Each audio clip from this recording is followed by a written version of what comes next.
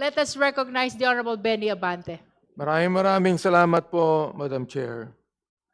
Kailanman hindi ko po questionin ang mga legal opinion ng ating mga abogado dito sapagkat hindi naman ako abogado. Subalit, kahit po ako hindi abogado, hindi ako masyadong nakatulog kagabi kasi pinag-aralan ko ito kung bubuksan o hindi. Anyway, nakaharap tayo ngayon sa isang mabigat na desisyon. Isang usapin na hindi lamang susukat sa ating galing sa batas, kundi pati na rin sa ating prinsipyo at integridad. Sa harap natin, andyan po yung mga income tax returns ni Vice President Sara Duterte at ng kanyang asawang si Atty. Manscarpio. It is a literal and figurative, Pandora's box na nasa pangangalaga ng House Committee on Justice. Napakasimple po ng question. Dapat ba nating buksan ang kahon na ito?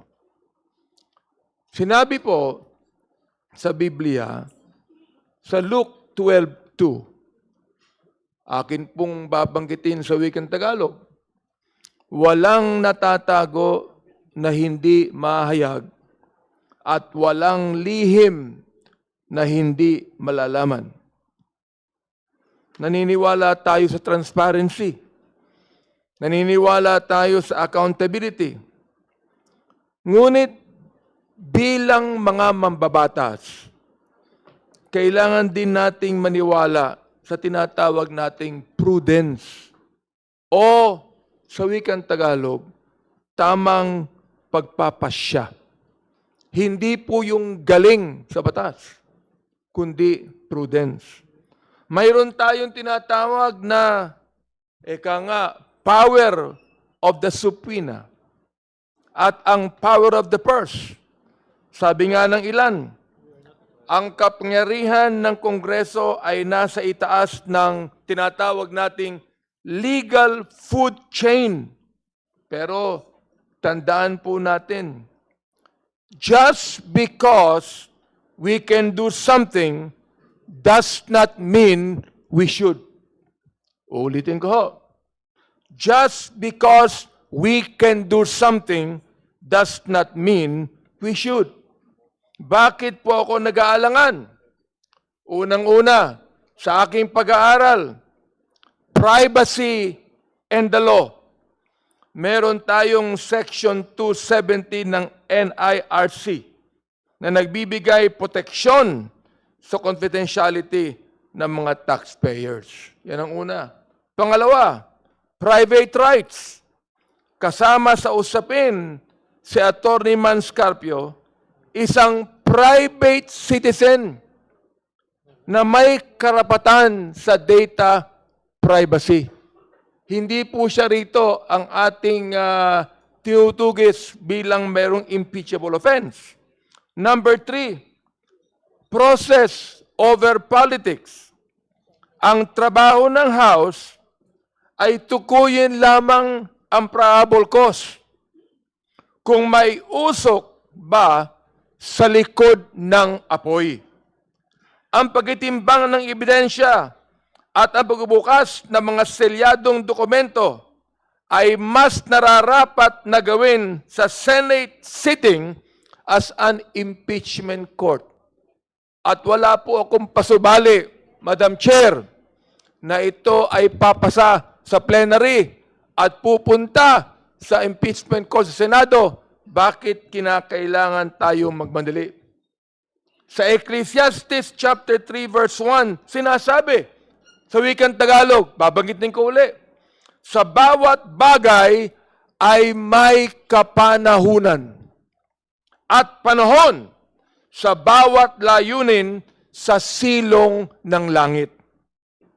Ang paninindigan natin ay ito sa akin, kapasyahan. Keep it sealed right now. Hayaan natin ang Senado ang magbukas nito bilang bahagi ng impeachment trial para buksan ang katotohanan sa tamang panahon ng paglilitis. Huwag nating pangunahan ang proseso para sa kapakanan ng ating legal system at ng ating bansa. Madam Chair, at mga kaibigan ko dito sa Committee on Justice, hindi mo mas maganda na may suspense, eka nga. Di ba? Nasuri na natin ang impeachment complaints at mga nakalakip na ebidensya. At naniniwala ako, if every congressman will just appreciate the pieces of evidence that has been talked about in this committee, hindi po malabo na ito ay magtagumpay sa plenaryo at makarating sa impeachment court. Ihain na natin, ang articles of impeachment sa Senado nang may paggalang sa batas at takot sa Diyos.